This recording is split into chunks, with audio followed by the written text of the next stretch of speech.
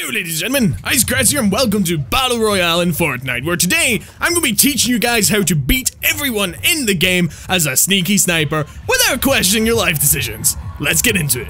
Tip number 1. Always be sure to not leave your computer running and in a queue for Battle Royale when you go off to put some baked potatoes in the oven. Because undoubtedly this bus is going to float over this island and you're going to be dumped off wherever the hell it wants to dump you. Now, of course, Icy being the badass that he is, this isn't gonna stop him. This isn't even gonna make him hesitate. No, he will return in time to notice that he is free falling and he will guide himself to victory. There just so happens to be a really nice drop location not too far away from where I have dropped here. So once I open up the map, you'll see me open this up in just a second. So now that I've opened up the map, you can see the location that I am at and you can see where I'm aiming to go. So let's skip forward and see what happens when I land. Now naturally, landing in this game is one of the most single important factors in it. In the beginning, there can be anywhere between 30 and 50 people wiped out instantly. So when you're aiming to land, and you'll see me kind of do this here, angle for the highest or the lowest ground possible, depending where you want to go. Because my current location in this area, watch me picking up all these awesome guns, is kind of low down, I was aiming to skim low into the valley to get that extra speed boost on anyone that was dropping with me. Obviously, in a normal game, that's gonna be good. In this game, wasn't quite so important because I got my ass dumped out of the back of the bus. So starting off, my first priority is to get to the coast. I have done so little so far in this game, and I've been dropped so far away from the circle. If I can get to the coast to the east, I can circle around and deal with people. This is where the sneaky factor comes in, and this is where you gotta decide your tactics. Are you gonna be a sneaky guy like me and try not to engage anyone, or are you gonna be aggressive and push in and get all the good weapons and ammo? That's important. And in terms of good weapons and ammo, this location here, Moisty Mire, fantastic location to find tons of loot. In free-for-all, generally, not that great. I got very lucky in this round in that there wasn't anyone else here. A lot of people target Moisty Mire because there could be upwards of 6 golden chests hidden around these trees. Nobody turned up here, so I was pretty much safe to go about looting as I please, equipping myself with some amazing weapons and ammo. So, if you guys are looking for a kind of a cop-out, it'll decide very early if you're going to win or lose the game. Hop into Moisty Mire. In case you guys are wondering, this is one of the more common golden chest locations in Moisty Mire. You can pick up a golden sniper, well, you can see I'm picking up a purple sniper here, and there's more golden chests relatively close by. As I spin around, you'll see bigger trees. In that middle there, that huge tree, and in the back there, another huge tree. There can be 2 golden chests underneath those branches on both trees. It is insane how well equipped you can get here. So keep an eye out for that. And then obviously under all the other littler trees, there's always weapons and ammo. The only problem is, if you get pinned while in this swamp, while you're jumping around it like I am, you're dead. Someone who's somewhat decent with a rifle, they're gonna take your head off within seconds, so be careful of that. So now that I've left Moisty Mire, I know for a fact I am playing catch up here. I am being very, very fast as I'm running across the landscape. But if you watch carefully, you will also see that I'm taking my time in regards to whenever I'm cresting a new hill, whenever I'm turning corners, I go behind trees, I deliberately go around bushes, I'm checking other bushes, because people love, they adore to set traps close to the border. So at this point, I'm heading into the border, just trying to make sure that I'll be safe from the purple when it lands, and then doing the 360 degrees there to make sure that nobody's sneaking up behind me to try and have their way with me. This is kind of what you're wanting to do. Another important thing to note, when you are crouched and sprinting, you are almost as fast as you are normally sprinting, and it's almost silent. So 9 times out of 10, if you think there's someone around, just crouch and sprint. You'll be almost as fast, and they won't be able to hear you coming. One of the other common things people struggle with in this game is they don't know whether or not a house has been looted. Now the great thing about Fortnite Battle Royale, if you see a door open, if you see a wall destroyed, if you see stairs nearby, chances are that house has been looted completely dry. Also, if you see giant glowing piles of ammunition and guns, that generally means house hasn't been looted, you're safe to go in, but always go in with your gun at the ready. If you hear the telltale sound of a golden chest, and it's late game, 9 times out of 10, you're going to be safe, but you have to be careful nonetheless. Now, the advantage of this as well is whenever people see golden guns, golden chests, weapons, or ammo on the floor, they will throw caution to the winds and they'll just sprint in. A good tactic is to actually find a good weapon, obviously not your best weapon, you want to save that for killing them, find a good weapon and just drop it. just drop it in front of where the house is, and then sit around the corner and watch people come in towards your trap. But if you drop a weapon, you have to drop some ammo next to it as well, otherwise nobody's gonna fall for it. So at this point, I'm fully ammoed up, I'm fully weaponed up, and I basically caught up with everyone else in the game. My earlier blunder of going away off to cook some dinner, and that's still cooking away in the oven. The baked potatoes, they're gonna be goddamn delicious after I get the chicken dinner at the end of this. But, that's the way of cooking. My stress is away from that. I am sticking by the edge of this wall, and I'm sticking by the coast. If you're playing sneaky sniper strategy, or you're playing a stealth strategy, you have to find the area that is closest to the coast, or alternatively, find the area that has the least land behind it. That means there's less chance of people coming up behind you, there's a lot less chance of people camping that area, because everyone's always running into the middle to try and get the kills, and there's more of a chance of you getting a drop on people. For example, on this ridge up here, ideally I'd build myself a little wall. I'm noticing I'm low in resources, so I'm not actually doing that here. I had great sightlines just to have a quick scan around myself and make sure I was safe. And then from there, I see the next objective. You see that little rise up on that hill over there? I see that and I'm like, I'm gonna go over there and I'm gonna take that.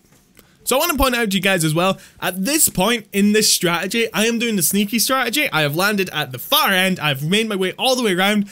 0 engagements. Nobody has engaged me. I haven't even seen anybody. Going around this area is so empty, it is unbelievable. Very, very rarely do you see people coming here. Maximum you'll have is 2 or 3 engagements. Now in squads, that's a different thing. Because what people do is they gear up and then they go to a nearest camping spot to hide.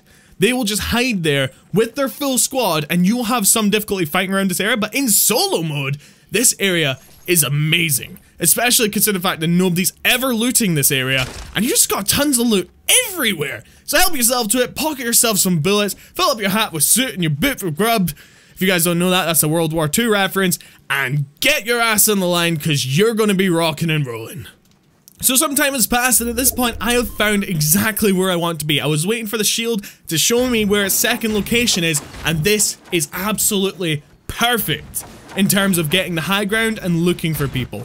Off camera, I gathered some materials to make sure I could climb up the hills. It's always important to make sure you have enough materials to reach your objectives, and then once you're up there, make sure you destroy the way that you got up there. There's nothing more embarrassing than building yourself a little pathway up on top of the mountain, only to have someone else climb up it and shoot you off it. It's absolutely goddamn ridiculous, and you have to make sure that doesn't happen to you, because you will be kicking yourself for ages afterwards. And if you note here, I'm kind of scouting out the enemy, making sure there's no one there. That's a pre-built structure that looks very much like it's been built by someone else. Be aware of that. Sometimes you can be caught out with that. They'll be on top of hills sometimes.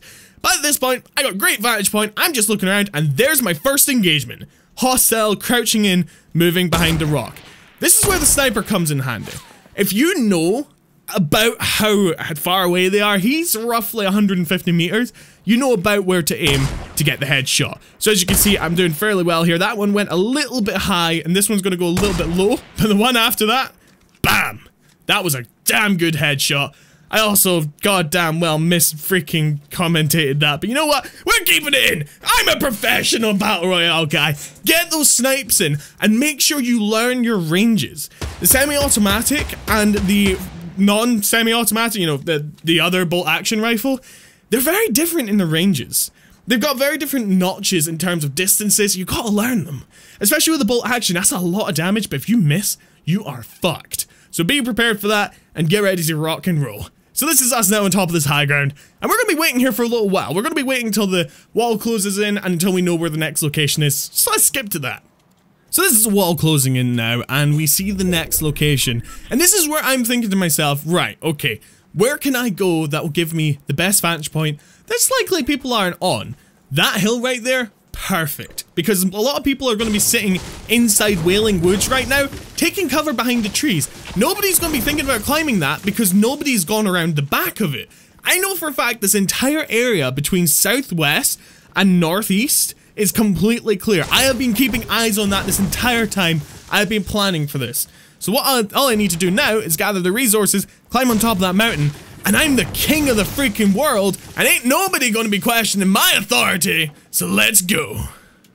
Now, another thing you need to learn in this game is building. Building is so key, and if you can't build fast and efficiently, whilst keeping an eye on your resources and kind of gauge where you're going to end up, where you need to end up, and how much that's going to take, you're going to die. There has been so many times I've played in squads with people where they've just not known how to do that, and they have died by falling off the cliff. I'm looking at you, Gray still plays. So right now, we're engaging another guy. We have the high ground, we have the advantage, and I know it, and he most definitely knows it. So he's running as fast as he can to get to safety, and I'm unfortunately missing all these shots because I just don't have that range quite scoped out yet. Another interesting thing to note, these drops will get stuck on top of trees. So if you're looking for a drop nearby and it's not showing up, just look up.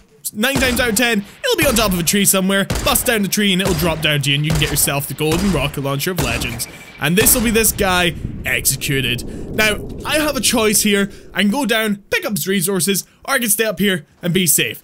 I'm gonna stay up here and be safe because frankly, going down there to pick up his resources, I'm gonna lose my high ground, I'm gonna lose my advantages, and I'm gonna lose my sightlines. I don't wanna lose them quite yet.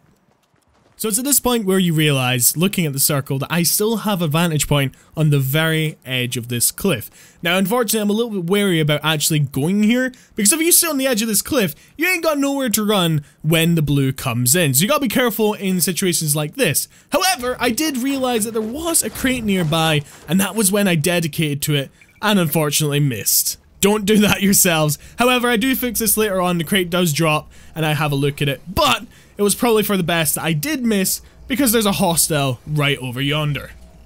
So the hostile is currently taking shots at me. Always be sure to keep an eye on your surroundings when you're healing.